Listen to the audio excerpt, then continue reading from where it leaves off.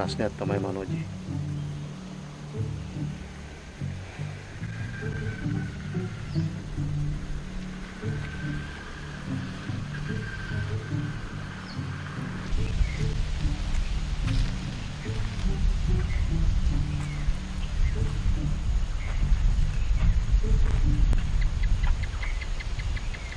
අපේ සම්බන්ධය දැඩිවට ආරංචි වෙනවා. දැඩිලා තීරණය කරලා අපේ ලොකු මාමගේ දුව මට කසාද බඳින්න. අනේ අසංක. එතකොට මම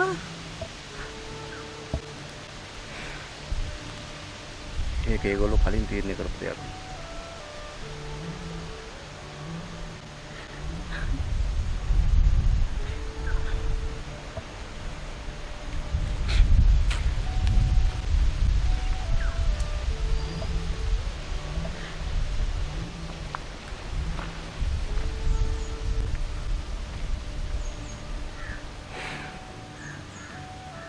මම මොනවා කරන්නද මනෝජි?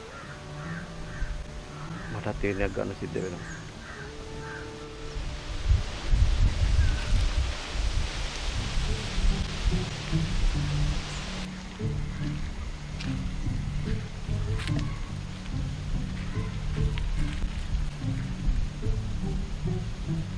හොයන්නත් බෑ මනෝජි.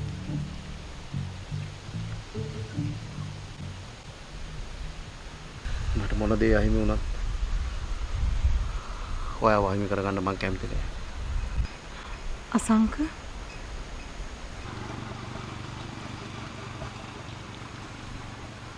මං ලැඩිලාට විරුද්ධ වුණා කියන්නේ හබමල් රේණුක තරම්වත් දෙයක් මට ලැබෙන්නේ නෑ කියන එක. අසංක අපි දෙන්න කොහොම හරි ජීවිතේ ගොඩ ගමු. ඒක අපිට කරන්න පුළුවන්. අපි හොඳ රස්සාවක් හොයාගමු. ඒ කරලා අපි කසාද බඳිමු. අනික අපේ ගෙදර ඉන්නේ අම්මා විතරයිනේ. අපිට ඉහි නවතින්නත් පුළුවන්. අනිත් එකේ හැම දෙයක්ම අසංක මටනේ තියෙන්නේ. හොඳයි. අපි එන විදිහට හොඳ දෙයක් කරමු.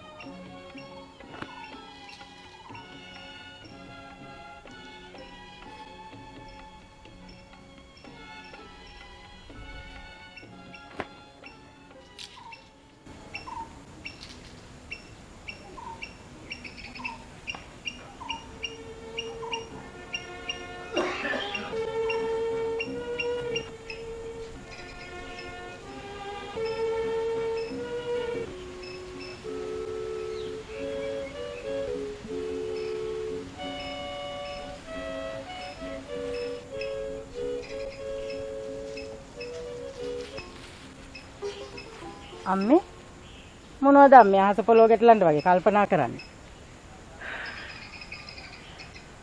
කල්පනා කරන්න දේවල්ද නැත්තේමයි පුතේ. මට උඹේ අනාගතය ගැන කිසි පැහැදීමක් නැහැ. අයියෝ අම්මේ මං ඔයාට කොච්චර තේරුම් කරලා දුන්නද? ඒත් ඔයා මං ගැන අවිශ්වාසයෙන් ඉන්නේ. මට උඹ ගැන නෙමෙයි අවිශ්වාසයක් තියෙන පුතේ. අර අසංකලමයා ගැන. එයා ගැන මොනවද තියෙන අවිශ්වාසය?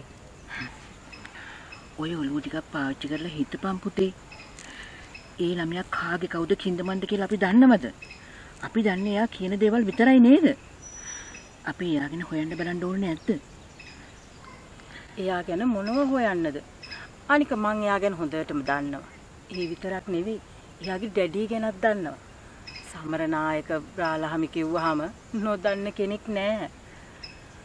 අනිත් එක අපිට මේ මිනිස්සුන්ට ලං වෙන්නවත් පුළුවන් ධම්මේ. එහෙම තියෙද්දි එයා හැම දෙයක්ම දාලා එයාට ලැබෙන්න තියෙන දේවලුත් දාලා මා ළඟට ආවේ මට තියෙන ආදරෙ හින්දා නේද අම්මේ? ඇයි අම්මේ ඒකට අකුල් හෙලන්නේ? දෙමාපියෝ විදිහට හරි වැරද්ද තේරුම් කරලා දෙන එක අපේ යුතුයකමක්. ඒ කරඬලුස් පහත් වෙච්ච උඹලා ඒව වැරදි විදියට හිතනවා නම් මොනව කරන්නද?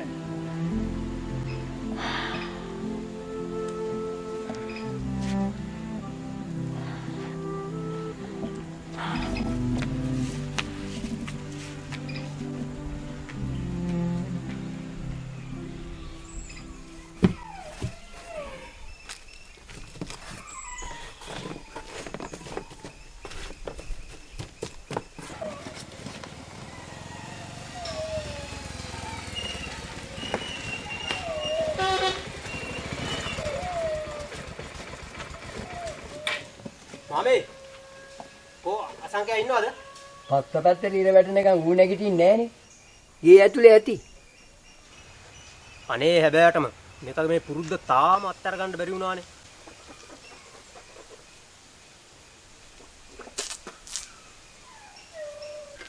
මේ උදේ පාන්දර මාවේ තාත්තා උසිපුට කරන්නද? හා? යකෝ දැන්වත් මිනිස්සෙක් විදිහට ජීවත් වෙන්න බලපන්. අර වයසක මිනිස්සයාගෙන් යැපෙන එක පාපයක් බං. ඌකුණ්ඩ වුණා තේරෙයි මම මැරෙන්න ඕනේ. අන්න එතකොට තේරෙයි බඩේ පණුව නලියනකොට. අයියෝ තාත්තේ. තව සති දෙක තුනකින් මේ ප්‍රශ්න සේරම ඉවරයි. දැන් පළවෙනි පියවර ඉවරයි. දෙවෙනි පියවර දැන් පාද බල තියෙන්නේ. තුන්වෙනි පියවරෙන් කොල්ල ගොඩ. ඉතින් එතකොට ඉතින් මං අල්ලනවා බොරු ඈ. ඒ කියන්නේ උඹ එහෙනම් රට යනවා. ඒකනේ මචං මගේ හීනේ. දැන් හීනේ හැබැයි වෙන්නයි යන්නේ. වැඩි කල් යන්නේ නැහැ. ඔව්. දැන් අවුරුදු ගාණක්ම රට යනවනේ උඹ. ඔය හරි වත් එක මඤ්ඤොක කට්ටියෙක් හිටවුවා නම් ඔබ අද ලක්ෂපතියෙක්. ඒකනම් හැබෑවක් මාමේ. අපිත් මුඩ කොච්චරවත් කියනවා. ඕ මේ ජයන්තු තෝ උදේ පාන්දර මාවේ තාත්තා කොටවන්නද? මේ යනාතක ඵලයන්ද? යකෝ තෝනේ මට එන්න කිව්වේ. කොහෙද කෙල්ලෙක් බලන්න යන්න තියෙනවා කියලා බයිසිකලේ ඉල්ලුවේ. යකෝ කොල්ලෙක් නෙමෙයි. මේ කට හොඳයි අච්චාරු දාන්න. අනේ මේ තාත්තගේ වැඩක් බලා ගන්න. මේක හදන්නේ තාත්තලා වුමට බන්නන්න.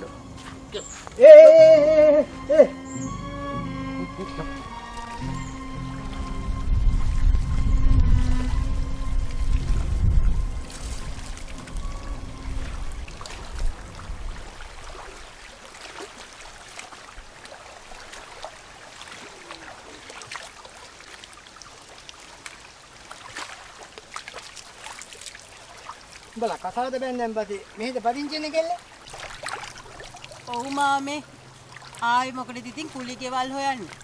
අනිත් එක කුලී ගෙවල් වලට ගිහිල්ලා අම්මා මෙහෙ තනි කරන්නත් බෑනේ මාමේ. එහෙව් එකේ ඉතින් මෙහෙම ඉන්නවා. එතකොට ඔය බිස්නස් එක පටන් ගන්නේ කොහෙද? ගෙදරම තමයි මාමේ. පරණ වාහන ගෙනල්ලා මොඩිෆයි කරලා විකුණන එකනේ කරන්නේ. ගෙදර පිටිපස්සට වෙන්න පස්සෙත් පොඩියට ගරාජ් එකක් හදා ගන්නවා කිව්වා. මට තාමත් පුදුමයි අම්මා මේකට කැමති වෙච්ච එක ගැන කෙල්ලේ. මුලදී නම් ඉතින් කැමති වුණ නෑ මාමේ. ඊට පස්සේ ඉතින් අඬලා දොඩලා වැළපිලා කොහොම හරි කැමති කරව ගත්තා. දැන් නම් ඉතින් ප්‍රශ්නයක් නෑ. එක අතකින් ඔය අසංක ළමයා වගේ කොල්ලෙක් හොයාගන්න හරි අමාරුයි බං. එයාට ලැබෙන්න තියෙන සියලුම දේවල් අතහැරලා පවුලේවත් එපා කියලා. උඹ තෝරාගත්තේ උඹට තියෙන ආදරෙන් නේද? ඒවයි ඉතින් පතාගෙන ආපු හැටි මාමේ. ඒක හැබෑවක් කෙල්ලේ.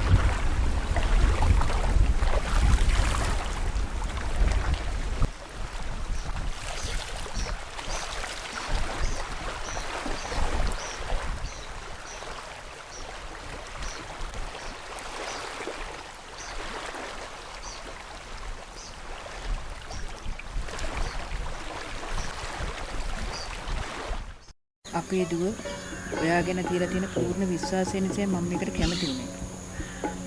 ඊළම උගස් තියලා වුණත් අපේ දුවගේ නමින් ලෝන් එක ගන්න බැරි නිසා දුව කිව්වා ඔයාගේ නමට මේ ඉඩම හරවන්න කියලා. අනේ ඌවා මගේ account එක හොඳට ඔපරේට් කරලා තියෙන නිසා බැංකුවෙන් කිව්වා ලෝන් එක මට ඉක්මනට දෙන්නම් කියලා. ඒක තමයි. හැමෝටම යහපතක් වෙන විදිහට වැඩ කරගන්න. ඒ වගේම අපි ඔයාගෙන තියලා තියෙන විශ්වාසය පල්ලු කරන්න එපා. අනේ නෑ අම්මේ. මම කවදාකවත් ඒ විශ්වාසය පළදු වෙන තැනට වැඩ කරන්නේ නැහැ. මනෝජිගේ මගේ මේ සම්බන්ධය මගේ ජීවිතේ උඩු වැඩිකුල් කරා. ඒ බැඳීම ජීවිත පුරාටම මේ විදිහටම තියාගන්න.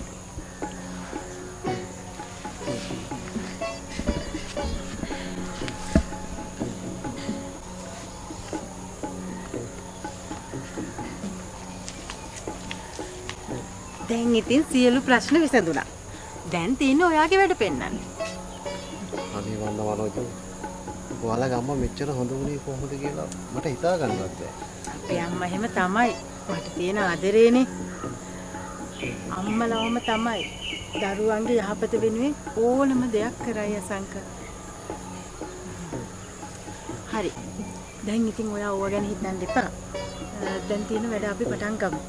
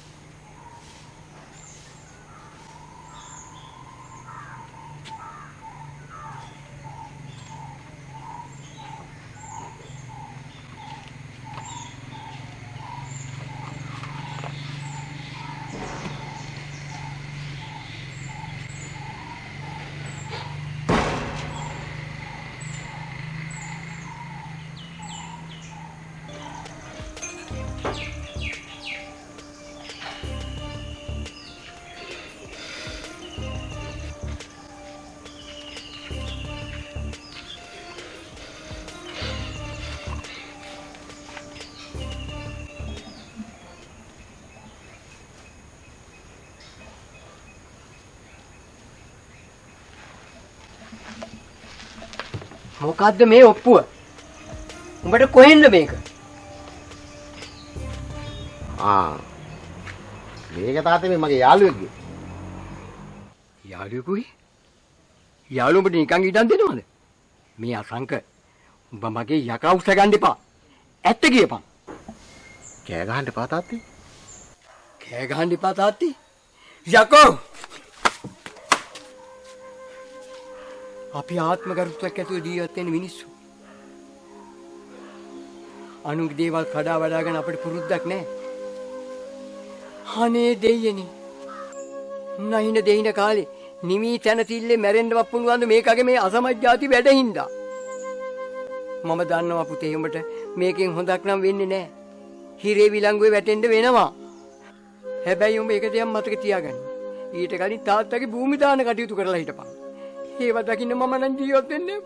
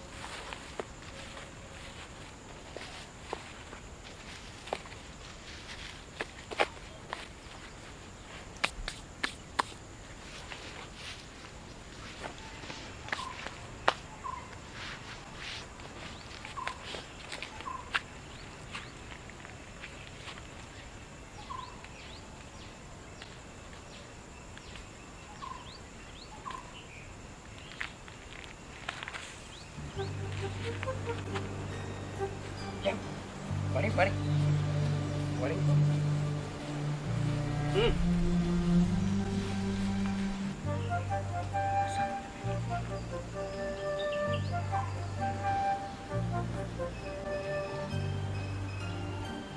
අසංක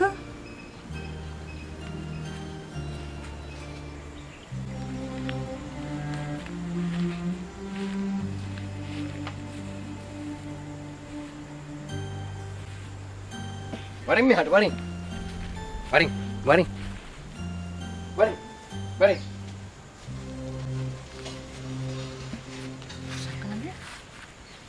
අසංක ඇයි මේ? වැඳපන්. සමාව ගනි. මේ ළමයෝ අසංක මොකද්ද මේ වෙලා තියෙන්නේ? කවුද මේ? මනෝජ්. මේ තමයි මගේ තාත්තා. අනේ අම්මේ මට සමා වෙන්න. අනේ මට සමා වෙන්න අම්මේ. මම මනෝජිට බොරුවක් කරා. මං සල්ලිකාර පවුලක පොල්ලෙක් කියලා මනෝජිට කිව්වේ බොරුවට. මම මනෝජිව පාවිච්චි කරලා මගේ අරමුණ ඉෂ්ට කරගන්න මං හැදුවේ. මට සමා වෙන්න. අරමුණ? මොකක්ද ඔය කියන අරමුණ? මූ ඉතාලියන්ට හීනට එකලක හිටියේ නෝනා. ඌ අපිට කරන්න පුළුවන් වැඩද? එදා වේල පිරිමා ගන්නවත් බැරුව ඉන්න අපිට සල්ලි කොයින්ද නෝනා? ඒක තමයි මේක මේ ළමයා රවට්ටගෙන ඉඩම ලියවගෙන ඒක උකත් කරලා රටේ යන්න සල්ලි වා ගන්න හැදුවේ. දුප්පත් උනත් අපි ආත්මගරුත්වයකද ජීවත් වෙන මිනිස්සු නෝනා වංචාකාරයෝ නෙමෙයි. මෙන්න නෝනාගේ ඔක්කොම නොතාරිත් මහත්තයා ළඟට මූ එක් කරගෙන ගිහිල්ලා ආපහු නෝනාගේ නමට මේ ඔක්කොම ලියාගන්න.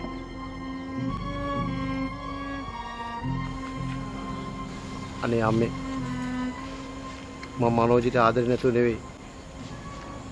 දැන් තමයි මට මේකේ බරපතලකම තේරෙන්නේ. අනේ මනෝජි මට ඔය ඕන.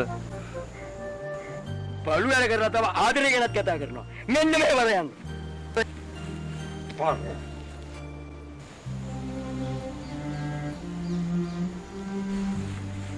මේ ළමයෝ